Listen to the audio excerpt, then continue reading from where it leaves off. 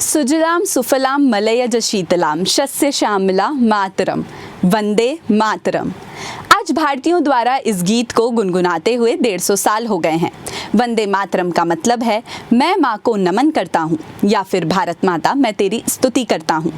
इसलिए इसे भारत माता का गीत भी कहा जाता है। इसमें वंदे संस्कृत भाषा का शब्द है जिसका मतलब नमन करना होता है। वहीं मातरम इंडो यूरोपियन शब्द है जिसका मतलब माँ होता है। मातृभूमि के प्रति सम्मान जताने के लिए इस गीत को देशवासियों द्वारा गाया जाता है। वंदे मातरम सिर्फ एक गीत नहीं है बल्कि भारत के स्वतंत्रता संग्राम की आत्मा है। और अब देशभक्ति के इस प्रतीक गीत के 150 साल पूरे होने का जश्न मनाया जा रहा है। ब्रिटिश हुकूमत के खिलाफ एक हथियार की तरह इस्तेमाल होने वाले इस गीत को हर कोई याद कर रहा है।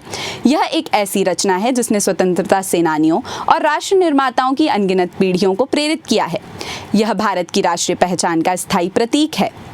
आज देश भर के तमाम स्कूलों में इसे गाया गया और वहीं दूसरी ओर प्रधानमंत्री मोदी ने इसके सम्मान में राष्ट्रव्यापी स्मरणोत्सव का शुभारंभ किया है। दिल्ली के इंदिरा गांधी इंडोर स्टेडियम में आयोजित एक कार्यक्रम में उन्होंने डाक टिकट और स्मारक सिक्का भी जारी किया। इस राष्ट्रव्यापी स्मरणोत्सव का उद्देश्य भारत के स्वतंत्रता संग्राम को प्रेरणा देने वाले गीत वंदे मातरम के महत्व को नई पीढ़ी तक पहुंचाना है। यह कार्यक्रम 7 नवंबर 2025 से लेकर 7 नवंबर 2026 तक चलेगा। लेकिन क्या आप जानते हैं कि यह गीत कब रचा गया, कैसे इसने अंग्रेजों की नींद उड़ा दी और कैसे यह स्वतंत्रता आंदोलन का प्रतीक बन गया था? तो आइए आज हम इसके बारे में विस्तार से जानते हैं।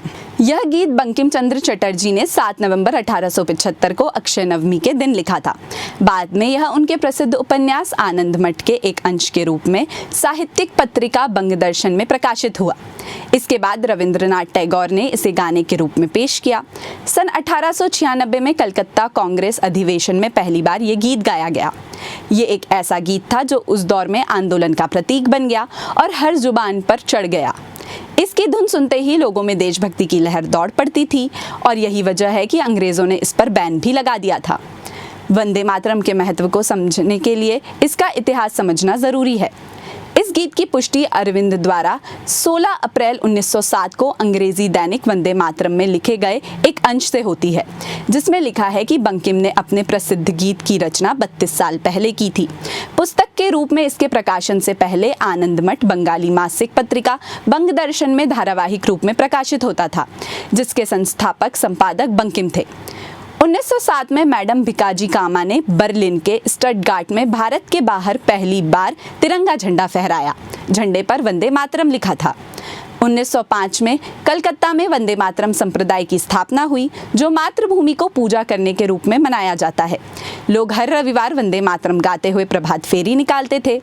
1906 में बिपिन चंद्र पाल और अरविंद के संपादक में वंदे मातरम अखबार शुरू हुआ, जिसने देश में आत्मनिर्भरता, एकता और स्वतंत्रता की भावना जगाई। वंदे मातरम ब्रिटिश हुकूमत के खिलाफ भारतीय एकता की पहचान बन गया। सरकार ने स्कूलों में इसे गाने पर रोक लगाई और छात्रों को दंड भी दिया, पर गीत की गूंज नहीं रुकी। यह स्वदेशी आंदोलन से पूरे देश में फैल गया। इससे अंग्रेजों की नींद उड़ गई थी, क्योंकि स्वतंत्रता संग्राम के दौरान यह गीत क्रांतिकारियों की शक्ति और उत्साह का प्रतीक बन गया।